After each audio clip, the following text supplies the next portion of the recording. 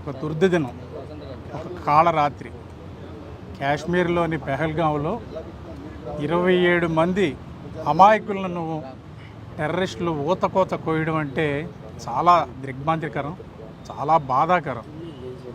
ఈ సమాచారం తెలిసిన వెంటనే గౌరవ డిప్యూటీ సీఎం శ్రీ పవన్ కళ్యాణ్ గారు, జనసేన అధ్యక్షులు వారు చాలా కలత చెందారు, ఆవేదన చెందారు. వెంటనే ఆయన సందేశాన్ని, ఆయన మనసులో ఆవేదనని ట్విట్టర్ ద్వారా వ్యక్తం చేశారు. ఈరోజు ఉదయం పార్టీ నాయకులు శ్రేణులతో మాట్లాడుతూ మనం దేశం కోసం సంఘీభావం తెలపవలసిన సమయం ఇది. 3 రోజుల పాటు జనసేన పార్టీ తరపున సంతాప దినాల్ని పాటించాలని ఆయన ఈ ఉదయం ప్రకటించారు.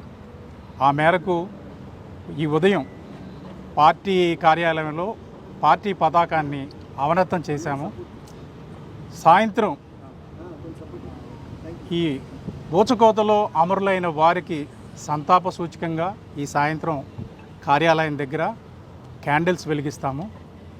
రాష్ట్ర వ్యాప్తంగా జనసేన కార్యాలయాలు ఎక్కడున్నాయో అన్ని చోట్ల, అన్ని ప్రాంతాల్లోనూ జనసేన నాయకులు, కార్యకర్తల ఇళ్ల మీద కూడా ఈ పార్టీ పతాకాన్ని ఈరోజు అవనతం చేయమని అధ్యక్షుల వారి ఆదేశం.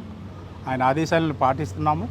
ఈ కార్యక్రమాన్ని ప్రారంభించాము. అదేవిధంగా సాయంత్రం కొవ్వొత్తులు వెలిగించి అమరులైన వారందరికీ నివాళులు తెలియజేస్తాము. రేపటి రోజున ప్రతి కార్యాలయం దగ్గర మా శ్రేణులు సంతాపం వ్యక్తం చేస్తూ మౌనంగా దీక్షలో కూర్చుంటారు.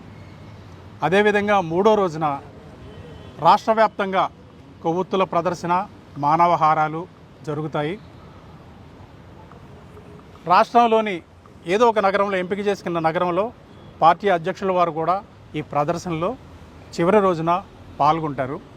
ఈ కార్యక్రమాన్ని ప్రతి ఒక్క జన సైనికుడు పాల్గొని ఈ కార్యక్రమంలో మన దేశానికి, అమరులైన వారికి సంఘీభావం తెలియజేయవలసిందిగా కోరుతున్నాము. ఒక్క జనసేన పార్టీయే కాదు, ఈ దుర్ఘటనను దేశ ప్రజలందరూ, ముఖ్యంగా తెలుగు వారందరూ ముక్తకంఠంతో ఖండించాలి.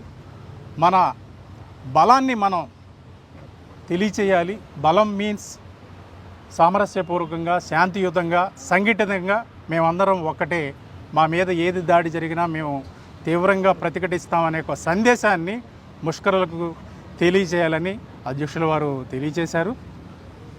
ఈ సందర్భంగా అమరులైన ప్రతి ఒక్కరికి, వారి కుటుంబానికి సంతాపం తెలియజేస్తూ వారికి తీవ్రమైన వారి ఆత్మకు శాంతి కలగాలని ఈ సందర్భంగా ప్రార్థిస్తున్నాము.